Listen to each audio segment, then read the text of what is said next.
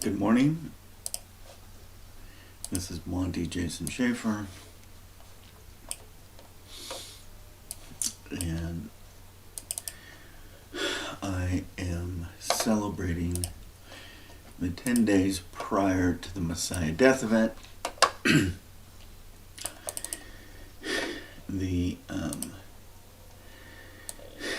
I labeled it the 10 days before Easter. Easter technically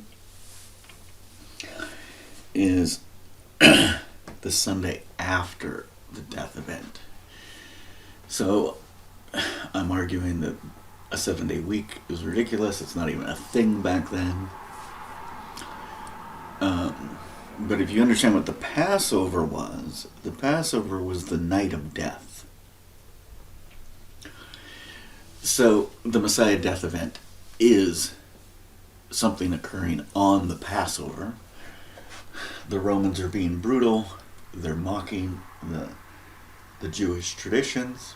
So they're going to kill a man on the altars of the temple on Passover. This is the main event. And they've seen for years how the barbecue system works. They've seen into the Holy of Holies even though they're not supposed to. They're familiar with kings like, was it Manasseh and Ahaz, that had actually killed pork and swine in the same temple. And recall, this is a temple of war, so this used to be on Canaanite soil. This is contested space. Time and space have memory.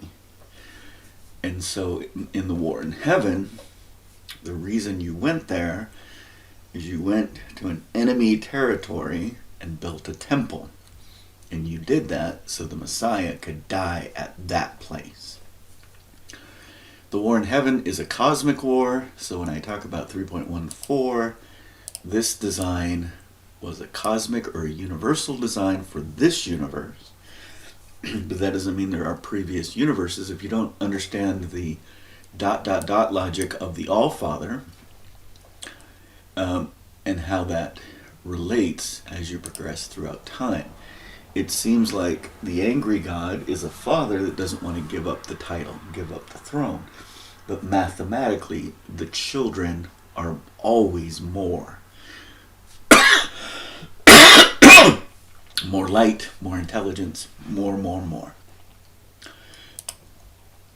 So the who, Yeshua, is the name I use for Jesus.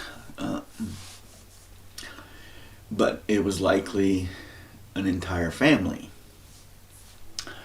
Little Judah, Ishkariot, was likely 17 years old, and the oldest of the 3 children that Yeshua had with his woman, his primary woman, which would be Mary of Bethany. Doesn't mean he didn't have other children, doesn't mean he didn't have other paramours. So one of the benefits for being a prophet and having trust with the not angry God you would have the opportunity to, if you chose, to experience some of the pains that likely occurred during this event. I'm talking about it as a 10-day before, because today is, or tomorrow is Maypole Day, and I'm sure Maypole is an ancient Jewish tradition that somehow made its way to England. And I'm sure the Romans somehow turned all these festivals and holidays into brutal gruesome torture events. Exactly how? I don't know. So a lot of people are saying, well, Matthew 24 hasn't come, he hasn't shown up in glory and light. Yeah, it happened 5 days after he died. So if you're part of this event and you know the God of heaven completely desolated Jerusalem, killing all the Roman soldiers and all of the people except for the poor, except for those that looked upon this woman. And then we're supposed to believe that Yeshua's brother then led that church until at some point he was killed. But how long after 31 AD did Jacob, that falsely gets labeled James the Just, his name was Jacob, which is a Hebrew name, or Jude. These may have been brothers of Jesus, or who knows exactly what the relationship was. But it would appear that the poor lived in Jerusalem. When Paul is creating his church, he visits them in Jerusalem, brings them food and money, and I'm pretty sure they would just say, we don't want it, right? And so there's so many different layers of story of what happened, because you had a significant event.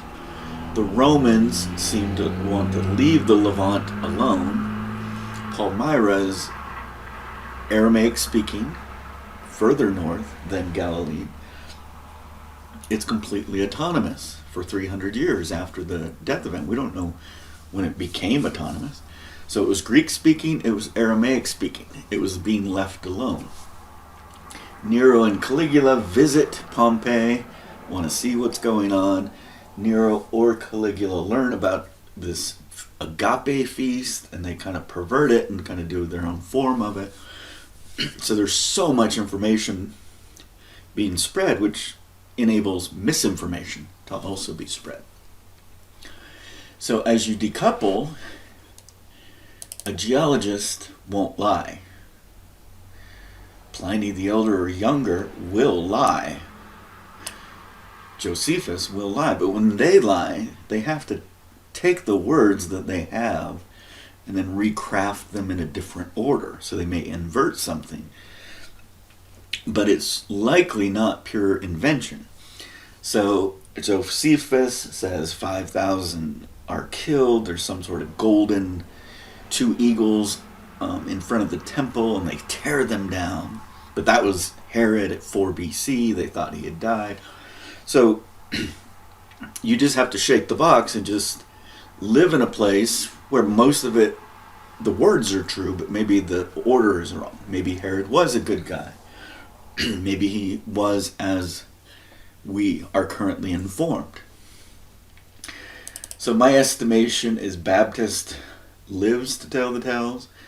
Likely the brother of Jesus, Jude and Jacob, were either not in the city, but more likely were up in home in Nazareth. So someone had to pass the reins to someone. My estimation is the cousin, the Baptist, was a female, would have gone and collected as much of the information out of the temples, the scrolls. Remember, it's a school. There's a library. And preserved them. So that's probably likely when there was some Qumran event. Let's go. And by the Baptists, I don't know that the Baptists alone did this. There were poor people remaining and living. The poor people saw Matthew 24. They're the ones that witnessed, and many of the saints rose from the dead and appeared to many. So this is likely what happened. I'm going to focus today on the design, which is the how. So there's another scripture in Hebrews about Abraham and children in the testicular sac. So you got to remember, except for the epistle we call the Epistle of James, you get Jacob's epistle, the brother of Jesus, and Jude, almost all of the New Testament is Pauline. And so what happened is Pauline tried to compete directly with all these local churches because he received a visitation of an angel of some sort, which he assumed was Jesus. and he built a church orthodoxy, a select set of philosophies of men that would be palatable to a Greek audience, a Greek Roman audience. He had no success during his lifetime because he goes to Jerusalem trying to tell these people how Yeshua lived and died. And they're like, okay, we were here. That he was born 5 BC, 5 AD, maybe. He was up in Tarsus. He never mentions Aleppo, which is very strange. He doesn't mention Palmyra. So what's not mentioned? So Saul of Tarsus, may be as reliable as Josephus, which is not at all. But he has all this information and he's compiling it. And if you are God and you know all things, you need the thread of Christianity to remain, even if it's mostly false. Like that Yeshua died on a cross for all man's sins is the foundation of Pauline Christianity. But that can lead us to where we are today. If you didn't have that message, even though most of the message was erroneous, diffuse through time, you couldn't even be in a place to change your mind and just reshuffle what the actual Messiah death event was. So the Pauline system became what Constantine adopted because it had a Greek philosophy underpinning, it was palatable, and then they would just rewrite some things. So, for example, the classic story of Peter denies the Christ 3 times. And then we have 3 feed my sheep, feed my lambs, feed my sheep thing going on. Did Paul ever say that? Paul supposedly met Peter. Didn't Paul ever say those words? So I think the reason Peter was claimed to be the head of the church through the Roman Catholic tradition is he was one of 10, but he was the Middle Eastern one. He was the one that was supposed to stay there. Seems like Andrew was supposed to go north to the Mongols, and Peter and Andrew were brothers, so they were separating. So they could have been born in Judea. They could have been born in the Caucasus, because that would have been like a midpoint between those 2 places. They could have been the part of the wise men, so they could have been much older than Yeshua.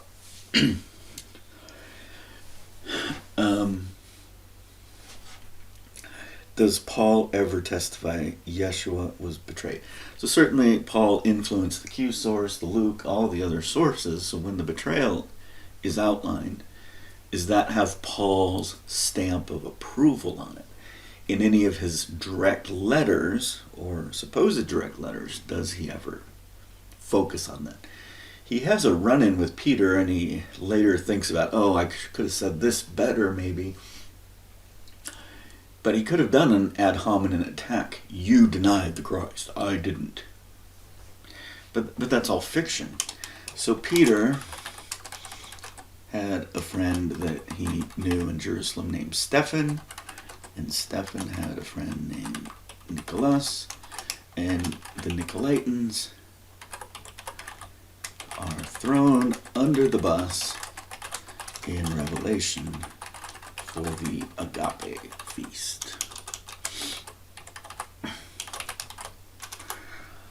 Which tells me that was an edit of the original Revelation.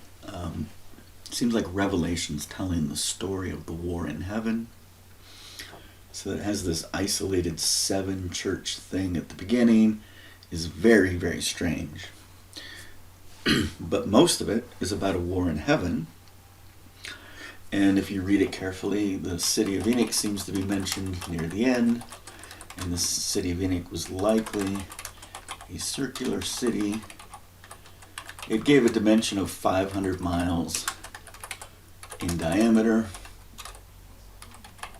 And the Greeks likely called this Atlantis.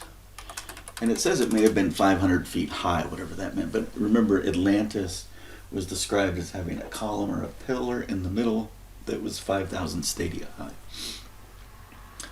The city of Enoch was the evacuation city. There's talks of streets of gold. So the cock will crow 3 times. Yeshua is the rooster. He is the crowing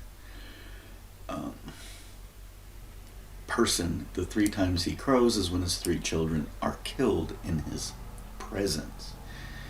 So if you're going to torture someone, that's what you would do. You would kill the 3 children in a sporting, gaming fashion in front of this husband and wife. The wife would be very upset, saying something like, "You can control the universe, why are you not stopping this?" And Yeshua would have to say, "No, this is what needs to happen," or vice versa. Maybe he's the hysterical one and she's calming him down. We don't have to play stereotypes there. But Peter is not part of the disciples going to the death. He is an apostle. He is sent away. He literally cuts off someone's ear. Yeshua heals the person and says, "No, Peter, you must go away." This is the plan. And Peter has his agency. He doesn't have to go away. So this must go away is not the angry God. So if Peter hadn't listened to his friend Yeshua, that was his choice. That would have created a new timeline, which would have just delayed where we are now. So if you wonder why we feel so delayed in this process, it's because people have agency. And every time a major decision is made by someone, that may just have to push the timeline. God is patient. He is not going to be hasty, mahar. He's not going to be secret, mistar. And he's not going to have works of darkness, mahan. Some of these Hebrew words from yesterday. So if someone makes a decision, there's a contingency for that, and that just kicks the can down the road further. One of the players is the youngest, so is the most intelligent. He called every one of his shots. Does that mean we're fatalists, that we're fated? No. Just like Peter, you had the choice, but there was a contingency if you made that choice. So Peter could have come to the death event with the Christ, but he was in the city. He hears Yeshua cry out when his children are killed. And he weeps bitterly. He's not weeping out of betrayal, he's weeping out of love. So this concept of, I command you and you're going to betray me, that's such a soap opera mentality. That's not a love mentality. But that intrigue is very Greek, right? They have all of their intrigues of their gods and their designs of darkness versus the design of light. So the reason I bring up the Epistle of the Hebrews is it talks about Abraham, and it says basically, we were all in the testicular sac of Abraham. A man at any time has about 9 billion sperma, when he's put sperm, in the testicular sac. A single ejaculation at most is 30 million sperm. So if they're torturing Yeshua, that's 300 ejaculations. But the factory is going to start building more. So when someone has the label of being psychologically believing they were the Jesus. It's very possible they were just one of 9 billion in the sperm sac and have some sort of cosmic memory because they were in the Kaling, what's the word? In the chakra system of Yeshua as an adult male, as a watcher. And they could have been a male or a female because the sperm is both genders. For whatever reason, in America, the crazies that believe they were Jesus are men. Women don't normally say that they believe they were Jesus, and it could be a gender thing. But they had every right to be in that testicular sac. So when we talk about the how, about 3 to 4 years ago, I was meditating, I was circumambulating out in nature,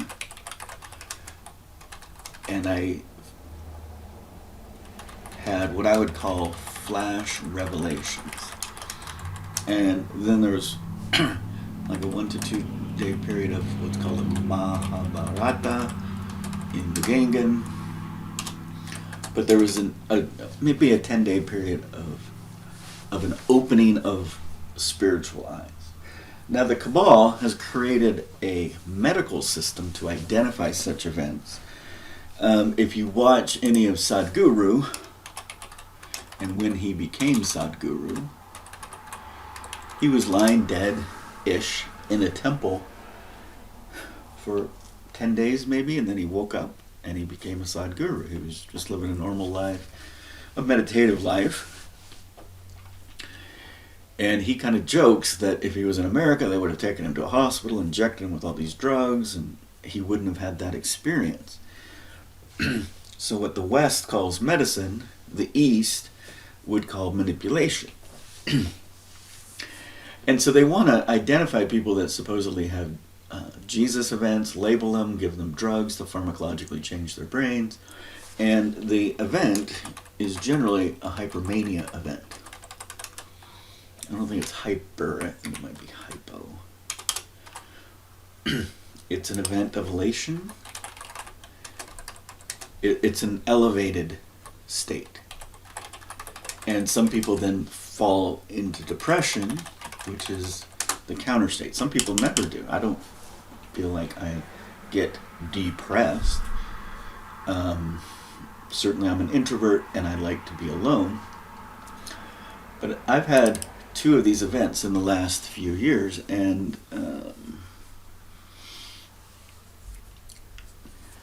my ability to be cognizant during them was unchanged. I'm well aware of everything that was going on.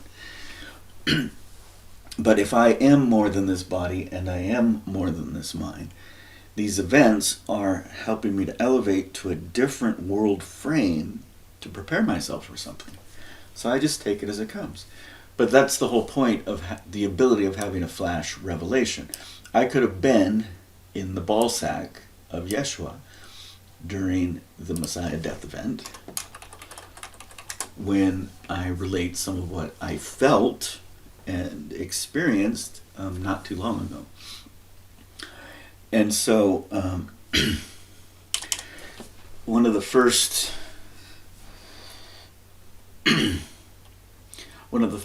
thoughts I had is somehow I was the cause of it.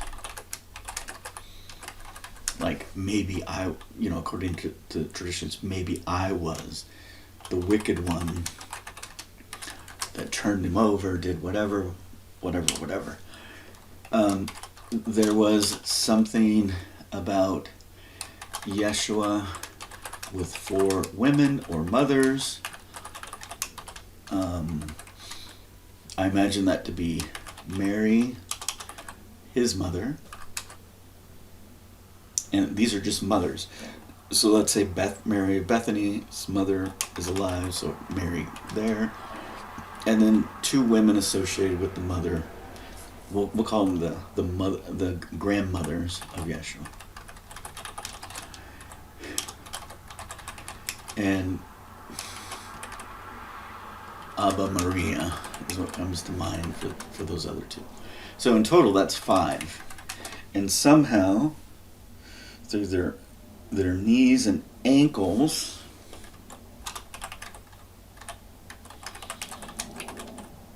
they are locked together in what I would call as a horizontal spinning wheel. And if you go back to the 5 pentagon star, imagine 5 humans somehow put on a wheel, like the Plinko wheel, it's rotating around and around, and this wheel is part of the stole. So normally, they, the wheel, okay, so you have to imagine a circular item. It's standing vertically. So when you're looking at it, if you're just standing up and you're looking at it, it looks like a circle to you, and it's spinning. And it could probably spin clockwise or counterclockwise. That doesn't matter. And it would have little hooks on the wheel. And in the middle, there would be 30 pieces of silver. And you would go up, and on each of the hooks would already be a prepared bird. So the bird wasn't in its cage. It was already tied by the feet, hanging upside down on the wheel. Because it's just more efficient, right? This is, you're killing maybe 100,000 of these birds. And so now imagine you have 5 or 6 of these wheels throughout the stole. So you have marketers. So at some point, someone came up with the idea of offering 30 pieces of silver as a lottery if it landed on a certain slot, but you could never win it. The probability of winning it was probably 0. But as we learn about the Messiah Death event, Yeshua won, which messed up the Romans in their death event. So this was one of the first feelings I had. I didn't know about the Mem character, but I later learned about it. So I'm getting these impressions, and the way my brain works is different than how your brain works, but a pentagram of humans. Let's see if there's an image of that. So this is the classic pentagram, but imagine each of these areas you have one human, and they're somehow connected by driving a nail through the ankles and or the knees.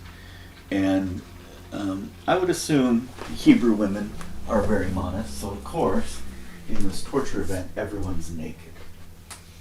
And this is an early torture event.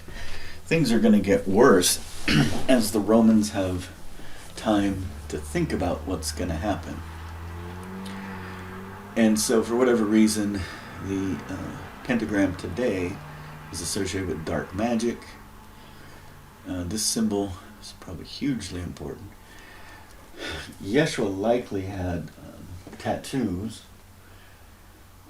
on the palms of his hand. Now, whether that was something the Romans did during the Messiah Death event or something from before, the Essenes, the children of light, would have tattoos on the interior part of their hand. This eye symbol, or the eye symbol would be more dominant to me than the classic, what we think of the Seal of Solomon. But for whatever reason, the pentagram has become negative, but the Cabal would obviously do that. So they've got this spinning wheel, they've got this, you can win a jackpot. Just like if you were in Vegas or at a casino, there's some big winning. You need a bird anyway for your barbecue lunch.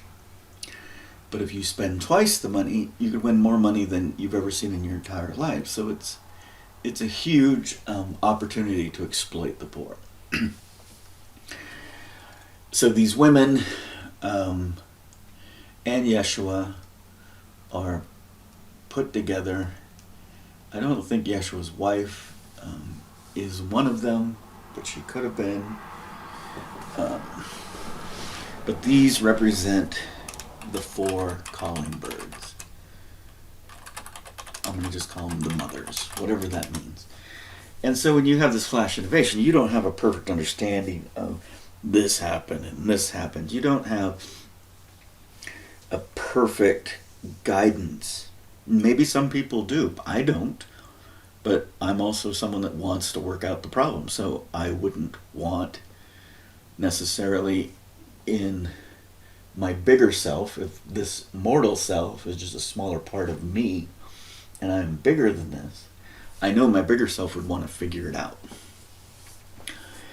And maybe by figuring it out, I'm teaching my children, who are more intelligent than me celestially, how I figured it out, so that they can get a better understanding of all my neural pathways and empathetic pathways of my heart and my mind.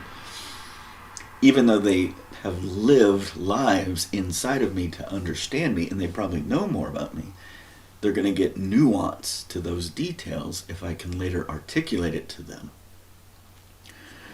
So, the taste of iron, whether that's from a liver or having to eat worms or something, that was clearly something that was going on. And then it kind of ended with a message of go get her Z, whatever that means. And then about 2 nights later, there was some sort of water jumping, and then later a waterboarding event. And in the water jumping event, I got the tree metaphor, the blasphemy of O Tantabong, O Christmas tree, O Christmas tree. All the dead saints are hanging from a tree. That's part of the Messiah death event. And we celebrate that by putting dead saints on the tree, but the saints are now resurrected. So that could be a beautiful thing. But what that means is culturally, internally, these people that developed the Christmas tree and would put saints and ornaments on the tree, was that from some dark place, or was that from a place of love and light? Like, yeah, they were put up there, they died, so what? They went to heaven, now they're saints. The water jumping event was tied to the tree metaphor, and then this is when I started to see some of these things. I had seen some elements before. So the elements of managing cows, cows are in a stall or some sort of metal thing, but also metal slaughtering tools. But also the Romans would have brought in their own tools, their torture tools. And so an example of a torture tool would be something equivalent to what we would call as barbed wire. And so, again, they've wanted to take away local technology so we don't remember that they're able to make wire in this era. To make wire, you just heat up metal and you just kind of pull it into a string. And that was technology from maybe 1000 BC.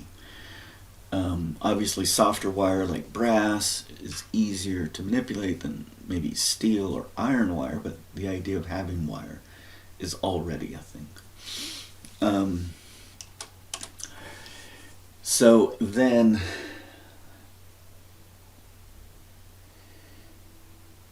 the other songs didn't come to me at this moment. It was just the songs of Christmas tree. But you need to understand, as you're reviewing such quick images, and the images are in your mind as images, but also feelings. So the 5 rings, as I talked about before, would have been brass rings used to manipulate a 2,000-pound animal, right? The cow on the hoof is 2,000 pounds. And there's stages of the animal, and they're going to draw and quarter the animal, so the animals can be cut in half vertically and horizontally, basically at the midline, which is the hips. All of the halal meat is going to be gone, so the skin, the intestines, the kidneys are all going to get burned up. Whether the head of the cow is kept or not is up for debate, but that just demonstrates how little they know. It could have been the nature of the sacrifice. But you've got 5 rings to manage the weight of 5 key elements of the cow. So at some point, the spine is removed and it's discarded. It's not going to be eaten. So you can eat, it seems like, from the leg of the cow. So they cut off the hoof of the cow. So in terms of the thighs, you can eat all of that meat. You remove everything related to the anus, based on the Jacob wrestling with an angel or Jehovah story. And obviously the tail is gone, the intestines, the feminine parts, the masculine parts, they're all gone. So one of the rings would grab the head, because that head could weigh 100, 200 pounds. So if you keep it on a ring and on a rope system, you can just kind of move it along and maybe tag it and say, okay, at the end of your feast, this is your cow head, you can take it home. You'd have to be quite wealthy to have a cow head. Most people are eating little birds. So one of the rings would go on one of the hocks, which would be the ankle of an animal. And if you put that, so if that ring had a pin in it, so imagine a circular ring with a straight pin in it to kind of make the Egyptian symbol of wisdom. So once the animal is dead, you can stick that pin through the animal's flesh and have it trapped between 2 bones, so it's in a sure place.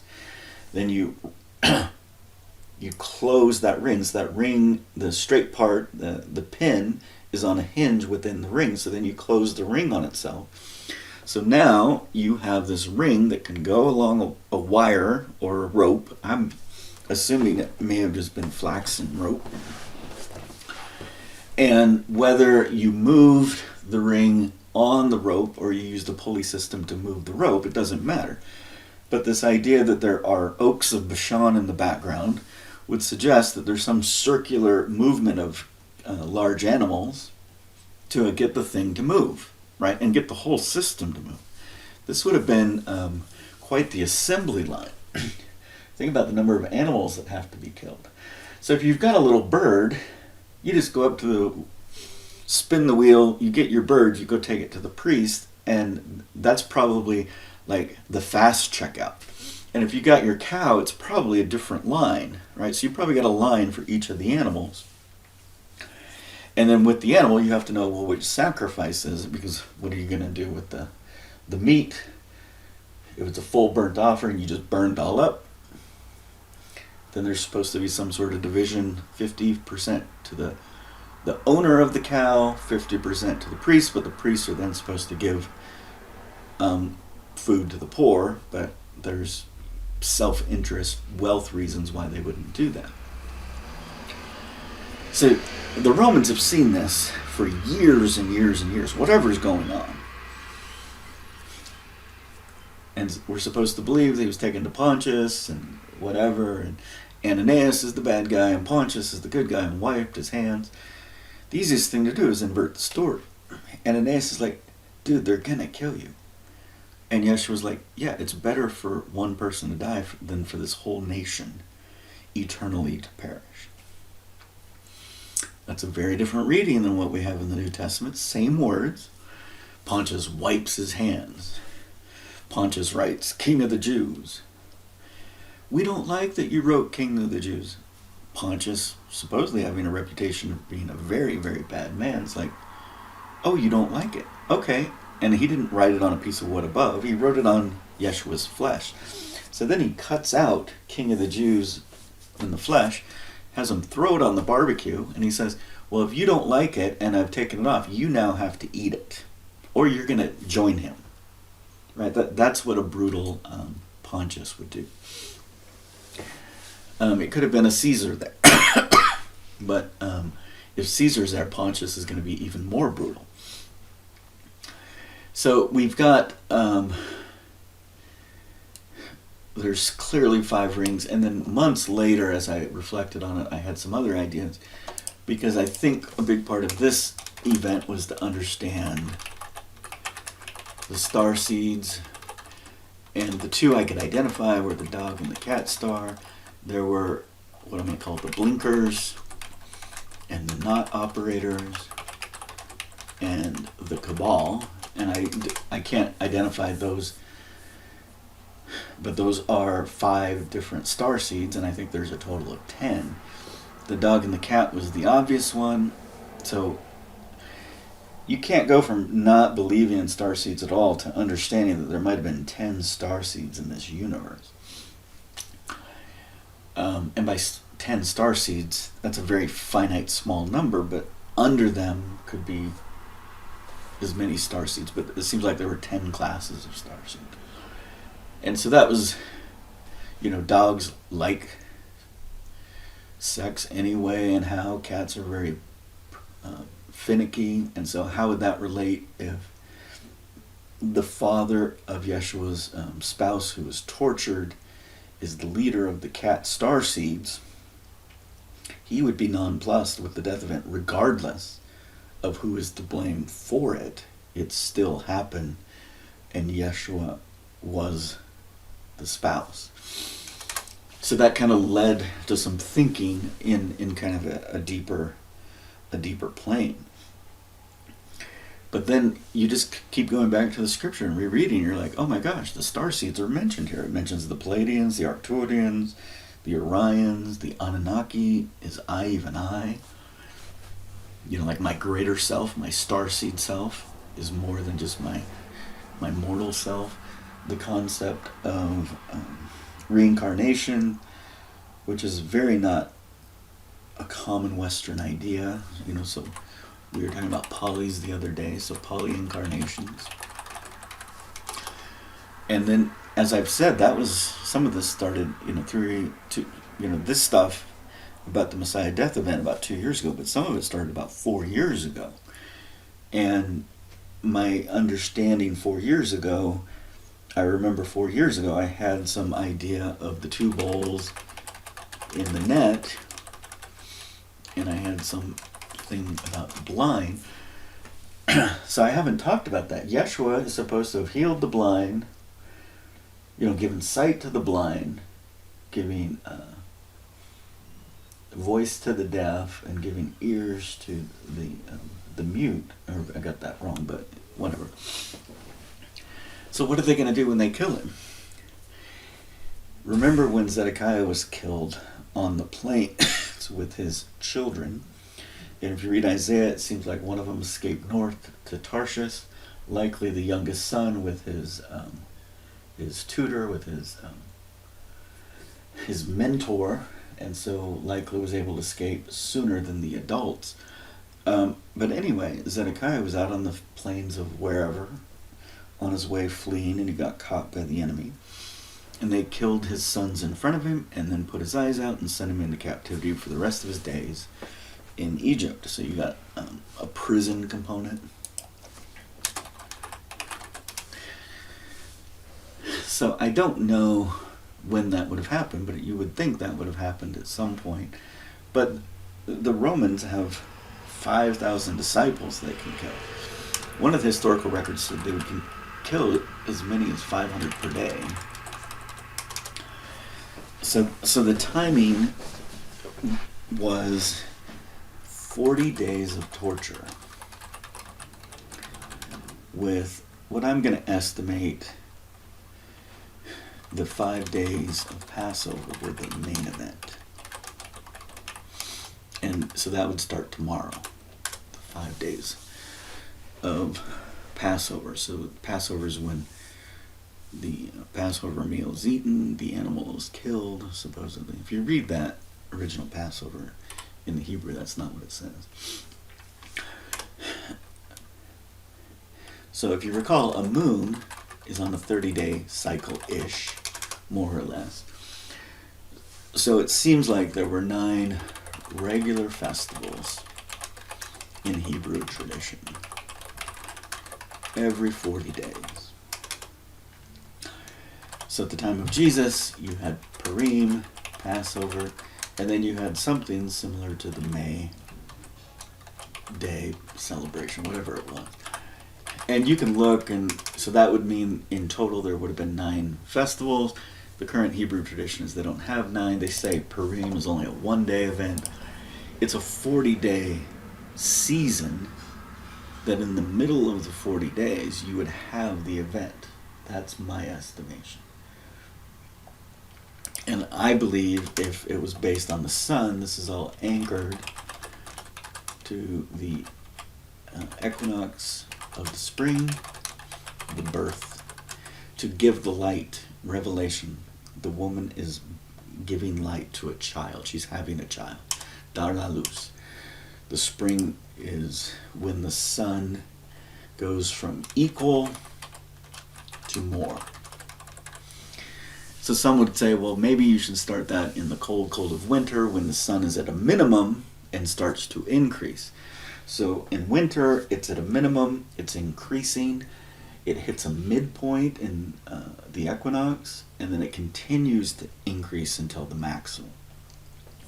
That is my estimation of when the year should begin. It is called the Nowruz by the Emirate Islamic groups. So that's modern day Iran.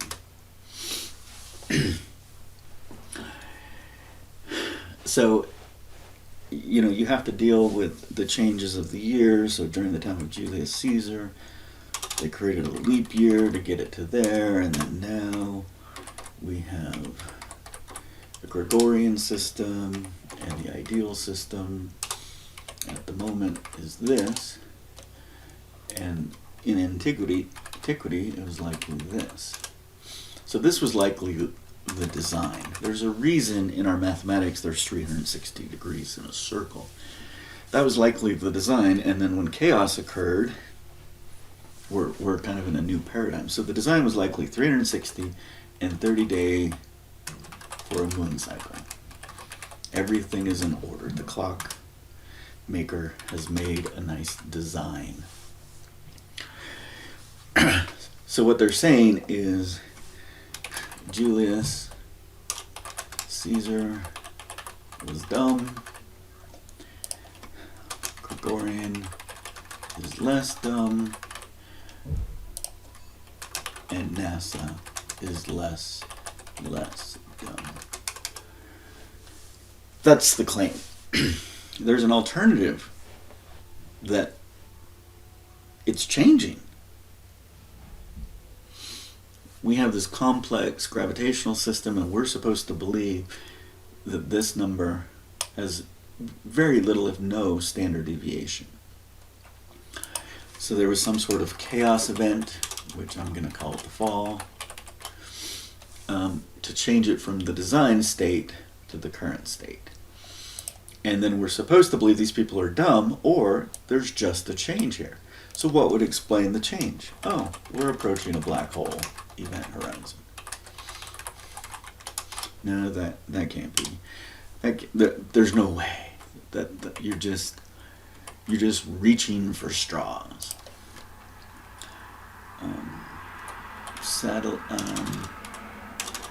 Telescope decommission X-rays.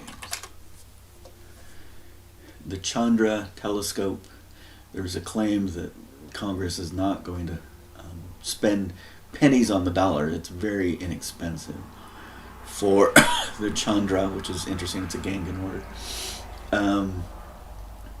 to stop working. So the spectrum of energy, red light, X-rays.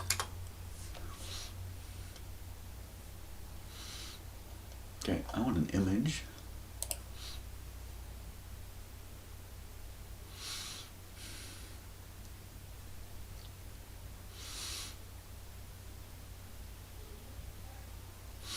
Why would they want to stop measuring X-rays?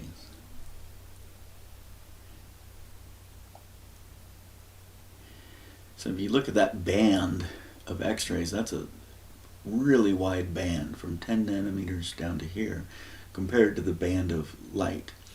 So they're able to measure over time that this band may be compressing or expanding.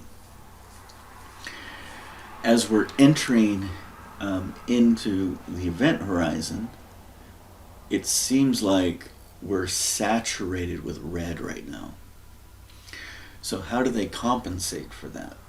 All the TVs you have, everything you have, if you do a statistical analysis on the possible colors they can show you, so this is just the simple RGB color. So if you just use the hexadecimal system of FF, FF, FF, which is white, to 00, 00, 00, 00 black, and everything in between, you're going to notice they saturate us with gray off colors, and there is a biased saturation to red. So if I were just to do a very simple color wheel, you should have an equal distribution of color around the wheel. So the color wheel should basically take these colors, put it in a circle, but you're going to notice that our current understanding is this. Was this the understanding of Newton when he stole optica from the guy in the basement and created his light theory? So he said Roy G. Biv, red, orange, yellow, green, blue, indigo, violet. Why wouldn't he have had 3 shades of red? Was it because red is the devil's color and he wanted to minimize it? Or was it that this is shifted? Maybe red was this small location and the light spectrum has shifted. And if that is the case, it's likely, together with the X-ray compression or contraction, would lead to an explanation of time isn't necessarily this. Regardless, there were 40 days of festival. The Romans had months that had a center of the month called the Ide of March, et tu, Brute. That was the 15th. Later that was part of a fortnight. It was originally anchored to 30 and then downplayed to 28. So if you're going to have a 40-day festival, it might actually be, anywhere from 37 to 43 days, because you want to possibly have an odd number there. So let's say you had a 41-day festival. You would have 20 days before. You would have the festival itself. And then 20 days after. And that would give you an odd number, so there's a pinnacle, there's an actual day of the festival. And then it would seem, because you have these extra days got misnamed as epigenomal days or months or festivals. The extension of the days was part of the saving process, I guess. It could be part of the wicked scheme.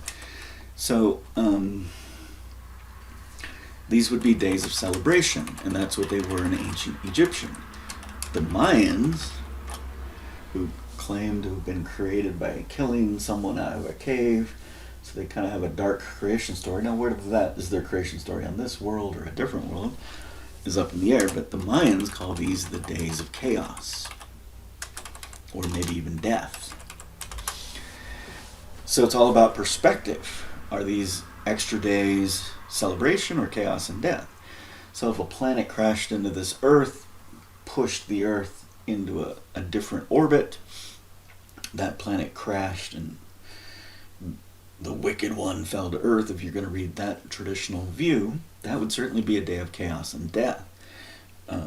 Fire is raining down, and that the Mayans would know that, would say they're an ancient people. They're not a local drop ship or anything else. They were part of the original system. Whether they were part of the original, what I'm going to call the invited peoples, or they were the infiltrators. So if you're creating these hospitals, you're creating these borders, you're inviting people, and then all of a sudden there's these stories of someone coming out of the ground and killing a brother and creating a race. That seems to be part of the angry god chaos system. But what's funny is those people, if that's the Mayan creation story, they talk about these days of celebration as days of chaos. Because maybe their plans for this earth got thrown off by this other chaos. So Purim is a celebration of sexuality.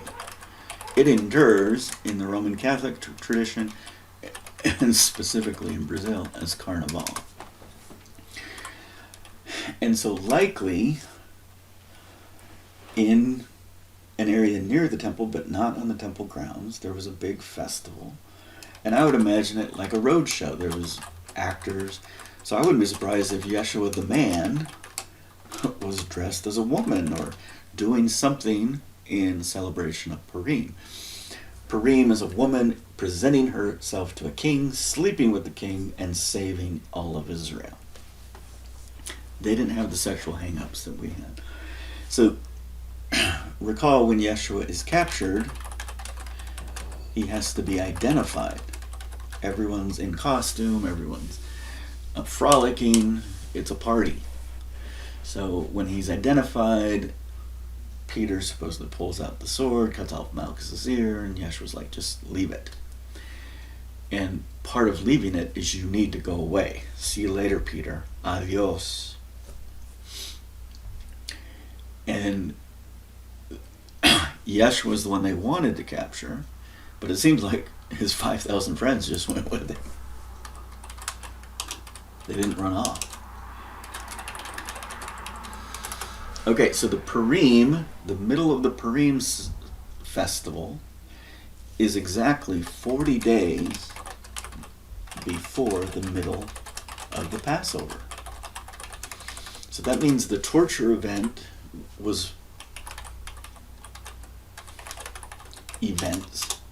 could have endured over 40 days.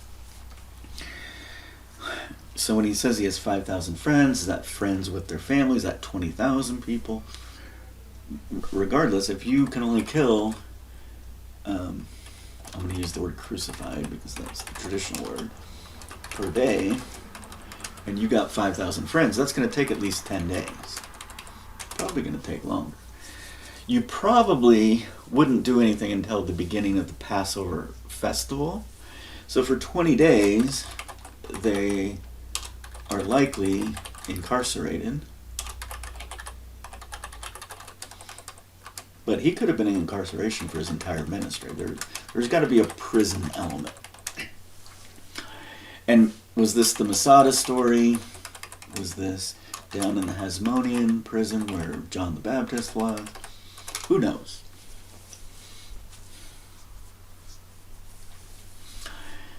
And so maybe the Baptist story was backwards. Did you hear that your cousin got beheaded? And that's what the Baptist learned. I think the Baptist was there right until the end, but maybe not at the end. So when these 500 are being crucified per day, the night before, or the day before, they are marked. You take a dagger, stab them in the kidney. That person will be dead within 5 days already. Dead by just stabbing them in the kidney. Sepsis will set in. But basically by stabbing them in the kidney, you've marked them for tomorrow because they're going to be weak. They're going to be yellow in the face. You can lift up their shirt. You stabbed them on the left side. You can look and say, oh, they got a stab wound. So the night before, Yeshua would bathe them in the sea, which we talked about yesterday with this big basin. I don't think the fire was always on. So he would take them into the water, comfort them, bathe their wound, talk to them, and this is later called baptism for the dead. They're dead men walking, or dead children walking, or dead women walking. And why is he bathing them? Is it a requirement for the resurrection? I doubt it. I think baptism, bathing, is a connection to water, and we are in a water world. But I don't think that was like the purpose. I think the purpose was intimate comfort individually, because that's the true nature of God. The opposite of intimate is not intimate. Comfort is you obey me, and I don't deal with you individually. I'm too busy. I deal with you collectively. And why would he baptize the dead if they rise not? Remember, this is something Peter supposedly says. That was Pauline, but Pauline had something in front of him, and maybe Peter actually said that.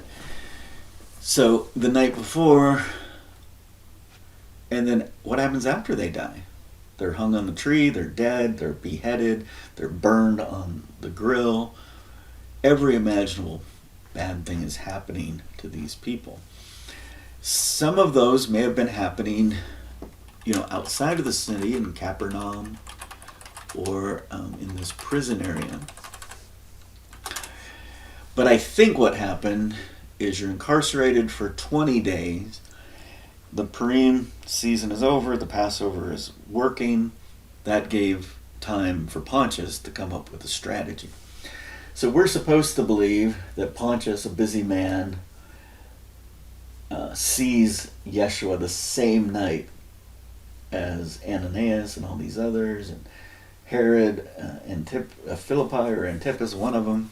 And if you look at the borders, it's really confusing. Like, why would he be in this prison if he was in Jerusalem and not Galilee? Because supposedly there were 4 brothers that had the ruling power. So my estimation is there were just 20 days of prison and likely very little food. So this could have been Feed the 5,000, Sermon on the Mount, maybe. You feed. What's interesting about one of those scriptures is John 6:66, the mark of the devil. That's hilarious. And the day after they fed the 5,000, people returned the next day and said, Lord, where is the food? And he says, I have no food today. And it says, and many left that day, and then there were only 4,000. So if they were in prison with their friends, it seems like the only one that had to stay was Yeshua. But his friends were choosing to die with him. Some of them got cold feet. So Yeshua turns to the disciples and say, will you too also go away? And that's attributed to the apostles. And Peter answers, where would we go? But the apostles were sent away, so there's just something hinky there. But my point is those are the words. The words could fit into a different paradigm and be a similar story. When you talk about the Sermon on the Mount, feeding the 5,000, cannibalism, this is my flesh, this is my blood, that would be the great blasphemy. So the blasphemy of Ahaz or Manasseh back in the day was they killed a pig on the altar of a temple. Pontius is going to up the game. Let's kill a human on the altar of the temple. So it seems to me when the Passover festival begins, you've got 20 days of torture, the main event, and then you're going to have 20 days after, which would be in the planning of Pontius would be, kind of this gruesome, horrific settlement of I've just destroyed your religion, right? But that didn't happen, right? Because of the nature of the resurrection. So on day 5 of the 20 days after,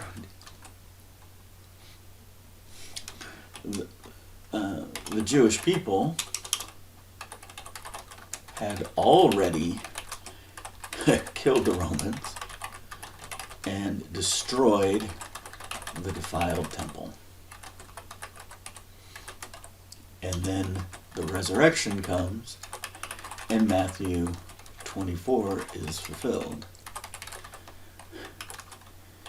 Everyone but the poor, those that looked, were dead. And it talks about dead in kind of like dead. Like if you read the words, it's like the second death, not just the death of the body, but the death of the spirit. But luckily, there were lost tribes, and there was the groups fleeing before. So there's a group of the house of Israel that did not participate in this event. And obviously the poor were those that did not, but maybe those were few in number. Like how many survived, right? And then it seems like there's this huge, we've got 20 to 30 years of silence before Paul appears. We've got this strange story about Pompeii, but no, that happened later. But if you do the math, they're trying to push it out as far as possible, but they're trying to do the math so that it didn't happen. Okay.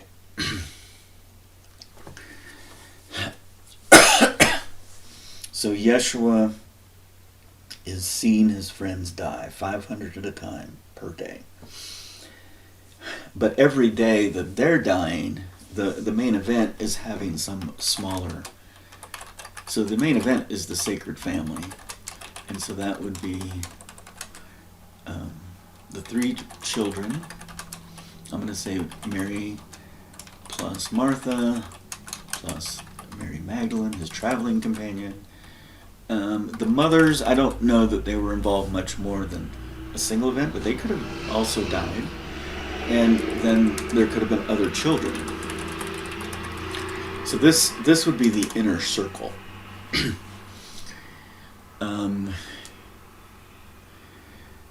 So there would be some sort of game. So I've explained that there's going to be some sort of police systems. Yeshua is put in a net where they can manipulate his body like a puppet. They have 5 rings. They have the ability to use heat and anesthesia to cause a lot of torture without killing someone. That's the goal, right? Maximize pain until to extend the death. So it seems like for 20 days the main family was being slightly tortured, and it was a spectacle. Everyone would come and watch. Well, what's going to happen today? And once the Passover started, I'm assuming that they were housed in part of the stole, which is this place of the den of thieves where the animals were kept, and it becomes the longhouse in ancient America after the MDE. So somehow they learn about the MDE. They have a very basic village system, and then they create a longhouse living situation where everyone lives in the same house together. That was in homage of what they learned about the MDE. So ancient America is going to give us a lot of clues. Last time we talked about ancient Americans. Yeah, we know this guy. Burned at the stake. So the detail wasn't included. I think it was a German woodcut. Blasphemy against either the disciples or apostles, and it could have just been lost in translation what was actually being said. So there was likely a cannibalist part of the story, because cannibalism became associated with the ancient American tribes in the propaganda back in Europe. It was showing these woodcuts of these really polite, beloved people that would just sit and eat, and next to him there were other people that were cutting off body parts and eating humans, like in the adjacent villages. And so part of the Holocaust of America is we have to cover up what's going on here. So look at the Aztecs. The Aztecs say if we take a holy man and cut his throat over the altar of our temple, some bad things may happen in the short term, but in the long term we'll benefit. The gods will be happy. Where would they get that idea from? Yeshua had his throat cut over the altar of the temple, but I think he had already fallen asleep. So I think he experienced his throat cut over the altar of the temple after he was dead. I think castration occurred while he was alive. But before you castrated him, you made sure he committed every potential sexual sin under the law of Moses.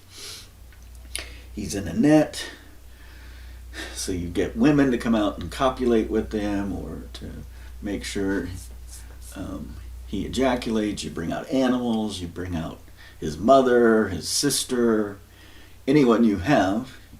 He commits every possible sin under the law of Moses that the Romans can think of. And then they cut off his manhood. And there's probably some icebox there, so they probably put the phallus in this icebox. It kind of shrivels up, and at some point they probably use it to torture the women or the children in this 20 days of all this going on. They likely also took one of his sons, a younger son, that was probably prepubescent, and castrated him, but did it in such a way that he lived, and he kind of looked like a girl now. So they kind of transgendered him before they killed him. So eventually they likely gutted him like a pig, or, what was the Colombian necktie. So you can imagine some of the things they could do. So they got these long spears. They could stick a spear through the anus of a person and have it come out near the neck, the lower chin. And they could do it in such a way that they wouldn't kill the person. So they could pin the tongue down so the person couldn't talk. They could possibly skewer them, rotate them on a fire pit, which is a Roman way. I don't think this rotating of meat over the fire is how the Hebrews would cook their meat, but maybe. But if you think about drying and quartering the meat before it's being cooked, the spit method of barbecue is not likely going to happen. But if that's considered the pagan form of barbecue, guess what the Romans are going to do? I've seen the Passion of the Christ. It's moving, it's whatever. Well, okay, that's a worldview, but I'm telling you that the Messiah death event makes the Passion of the Christ look like a mercy killing. Was he flogged and whipped? Probably, but so were his disciples. So there was definitely a time where there was some grater, like a cheese grater, that was applied to Mary of Bethany on his right-hand side, where they would just start to grate her flesh, and blood would be pouring out of every pore. So they made it like a lottery game. So with the primary two pins are in his wrists initially, and then when they go to kill him, they put him in his breast. They actually the 1970s movie about the man called Horse, how you could put these tattoo or these piercings in the breast and then rip the breast off. That eventually happened, but the idea of being in a net and being a puppet is with these 5 rings you could do a lot of things. So the first thing you would do is it was asymmetric. So I talked about how you would put a pin through the knee and through the ankle, and with one ring you would force that leg into that position, and that's how you could easily invert the person. Maybe you had 2 permanent rings in each of the breasts for both Yeshua and his spouse, so you could rotate the body quite easily with, like a puppeteer, if you have a pulley system. But the right hand had a pin go through the palm of the hand, and that pin would have been 15 to 20 millimeters in diameter, so we're talking about like 5/8 to 3/4 of an inch. That's how big the pin was. And then somehow they would cut a hole through the neck, from the front to the back of the neck, so the pin could go from the back of the neck through the palm. So now put your hand on the back of your neck, like your palm of your hand. Now imagine there's a pin that goes through there all the way throughout to the front of your neck, and then it's got this ring system. So now you're forced into what's called the chicken wing. Your right hand is in a chicken wing form. If you do the leg, your left leg is in the chicken wing form. So now you've got this dancing chicken thing, which is kind of a dance of modern day. And then the left hand was dealing with the left wrist. You would put a pin through the wrist, and then that one you could attach to the tree and just make sure the Yeshua is always, ball and chained. He's always connected to a tree. So now put your palm on your palm of your right hand on your neck, and your left hand is connected to this, but you have access to a rope. So the rope is above your head. So now with your left hand, reach and grab a rope right above your head. It's not to prevent you from choking. It's to prevent you from initiating this lottery spinning wheel game. And if it's left or not left, you're choosing who the main event is going to be tortured. If it's left, it's your children. If it's not left, if it's right, it's your spouse, like Mary of Bethany. So at some point in the daily family event, she got cheese grated. But at some point, one of his younger sons got castrated and turned into a girl, right? So this is the nature of the event. So now you've got your right hand on your neck, your left hand above your neck, and you're holding this rope. And then something happens to your child and it eventually dies. You start to crow. But the nature of where your hand is, your left hand just opens up like the number 5, and look in the shadow. What would that look like? It looks like a rooster. And I'm saying the left hand or the right hand is on the base of the neck because of the nature of the pin. You could force the right hand on the front of the neck as well. And now you're a rooster with a goblet, just using the same pinhole. So at some point they would sear a hole through your neck without killing you, and they would use heat so it would sear up and you would live. And then they have anesthesias and everything else. They want you to live, but you've now got a hole in your neck. So they can put your hand on the back of the neck or the front of the neck. In the front of the neck, now you've got the rooster, whatever that's called. You're holding this rope, and the rooster, the cock crowed 3 times. So clearly the concept of a rooster cock crowing is a masculine thing. And then we have this strange scripture of how many times have I gathered you like a hen gathers her chicks. That is not a masculine statement. That would be something Mary of Bethany or the Queen Mother of Heaven would be saying. That wouldn't be something a man would be saying. So now they've set this up, and I think tomorrow I'm going to talk more about this, just because that's a lot to take in.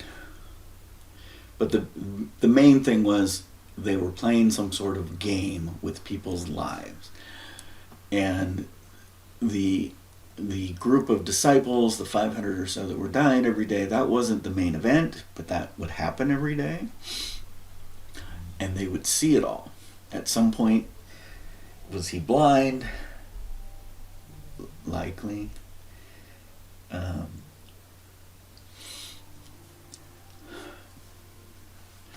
But you would think that they would want to make sure that he sees the death of his children before he goes blind.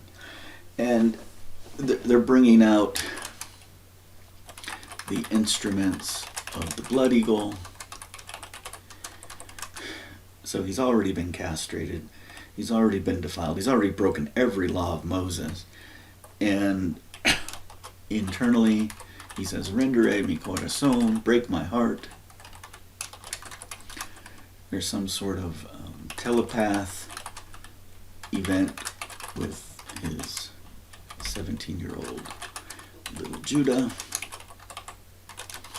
Ishkariot. And don't tell mama is part of this. And actual fear is part of this. Now, how could I say I had some sort of empathetic flash revelation related to some of this? He's got 9 billion sperm in his testes. If he's still got his factory going on inside his body, is there any semen left for me to feel that? When they castrated him, did they cut off his manhood and his boys? If both of those are cut off, internally, is there still any sperm in the male body? So maybe, I don't know, but that would be my best explanation, is I was tied to his chakra system because I was in his body. So actual fear is part of this, but actual fear is you had scorpions eat him. Likely because of the sores of the torture days, bot flies, Ura, were eating at his flesh. Job remembers. So that was a homage to Job. Job knew that this is how he was going to die. The scorpions don't eat him, they bite him, which creates neurotoxins. He's afraid. So is he actually afraid, or is in this human form, his body is reacting to these chemicals in his brain and he acts afraid? And some of what's going on likely is things that are required under the old legacy system. So there could be some form of facetious or playful gesture form in saying some of these words. Don't tell mama, like he. If you have no fear of your life and death, you could have humor in a time like this. His disciples wouldn't be nearly as able to do that, but he and his little Judah son could, especially if they had telepathic communication capabilities. So he falls asleep, which means he dies. After he's dead, they finish the blood atonement, cut his throat over the temple, behead him, and blood eagle him, which is the wave offering. They pull out his ribs. He looks like an eagle's wings. His head is put in a globe near his body, still in a net. So when they cut his throat, they took this pulley system, took him into the Holy of Holies, cut his throat over the altar of the Temple of the Holy of Holies from the top, the veil of the temple rent, and they killed him. And Yeshua's wife is still alive saying, what about me? You left me? So little boy Blue is dead to save father. He gets hung. So somehow with this lottery system, they're able to control the outcome, and he wins the unwinnable prize. The 30 pieces of silver drop, But they had somehow gamed it that if the 30 pieces of silver drops, little Judah would also drop. But he's up in a tree somehow with the pulley system, or on this circular thing. And he grabs onto some rod, and he can hold on for a really long time. So some Roman's trying to have to climb up and get him. He and Father are having this conversation. He lets go. He gets hung. His rope gets cut. He falls from the top of the tree to the earth. His brains splatter all over the temple grounds. And Mama is left alone. And she endures the blood eagle. So when Yeshua dies, 1,000 leave. When Mama dies, 10,000 leave. And these are the centurions. People can't look. So when she endures the entire blood eagle, she's first, I think, because they had already taken out some of her internals, the intestines. At some point, her legs fall off. And so the end of her spinal cord is swinging around like a snake, and she's on a pole or in a tree. And those that know, she is the new Hastan.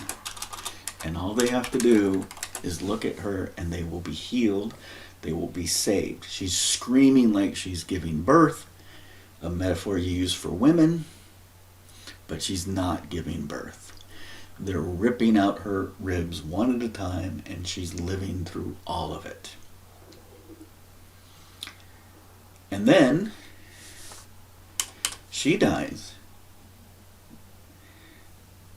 So the order of when Yeshua's throat is cut over the altar of the temple. So in the Holy of Holies, you have 2 cows with wings.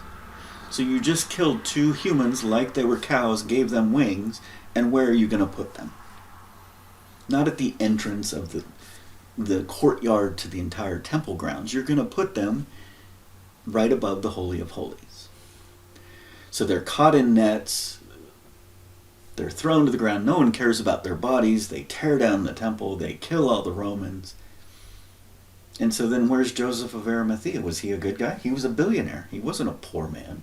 He was one of the richest people in the land, according to history. So did he actually collect the bodies? Or did the Baptist? Who knows? Where were these 5,000? But then 5 days later, everyone returns. So the Son of Man that appears in the clouds is not Yeshua. It's Yeshua's son. Yeshua has to go to prison spiritually because he failed. But his son didn't fail. So this is the great triumph of the new system. Yeshua says, my son is greater than me. The son appears in a cloud with a white horse, kills everyone. The Son of Man descends. Yeshua failed. He goes to spirit prison, but now there's a hook in spirit prison of a righteous man to save everyone. The goal is to bring back all of those people in the spirit prison because Yeshua is there. He's able to bring them all back. So the confusion of who the Messiah was is part of the paradigm legacy versus new system.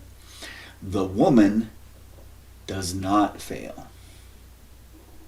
Yeshua failed because he said, break my heart. I can't handle this. And was it the neurotoxin speaking? Was it strategy because he wanted to change the system? Let's ask him one day. She did not fail. So she was resurrected with her son.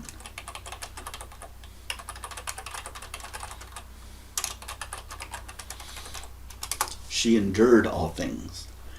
She fulfilled the role of the Messiah from the female point of view, but with her son and not her spouse, which is going to help answer the needs of the old legacy system and introduce the new system. The amazing graces and mercy. Love replaces justice. the Son is greater than the Father replaces I am El Shaddai, the God of all gods, El Elyon. Less is more. Humility is more. The greatest among you will be called your least. The greatest among you will be your servants.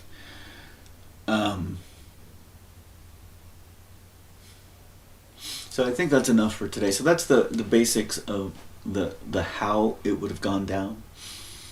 I'll think about what that means and how that relates, but if you read the Old Testament, all of this was predicted. The Masoretes tried to erase as much of it as they could, but it's not like Control F, find and replace like we have on modern computers today. Some of the predictions related to the Messiah death event were embedded, and some of the stuff of Isaiah no one understood. So Isaiah was like a cryptograph because no one understood. Some of the truth remains. So I think it's a good time to end, but maybe we'll read either Psalm or Isaiah.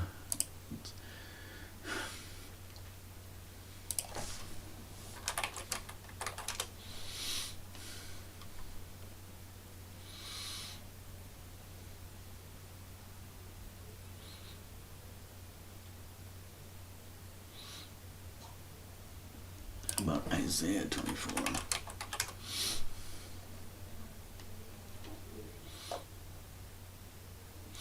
Oh, everything's empty, everything's upside down, everyone scatters.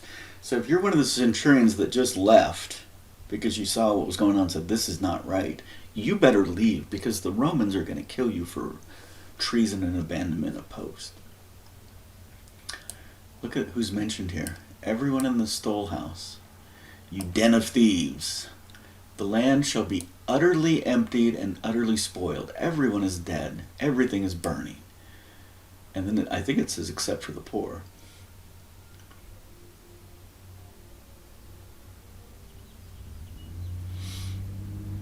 Changed the ordinance. So this is the old versus the new. It's still in there, but the language is interesting. So this land is desolate for probably at least 30 years. The city of confusion is broken down. Every house is shut up. It is a city of desolation. The gate is smitten with destruction.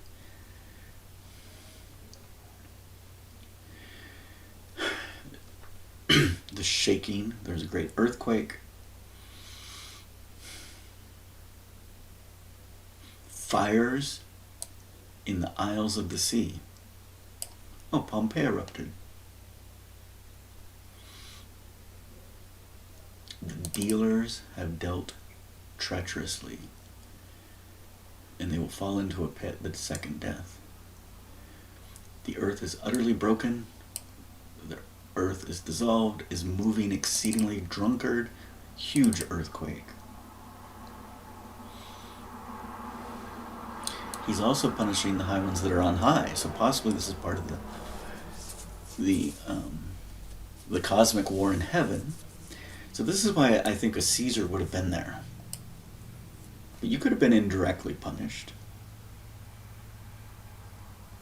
And the moon shall be confounded, and the sun ashamed. The solar eclipse.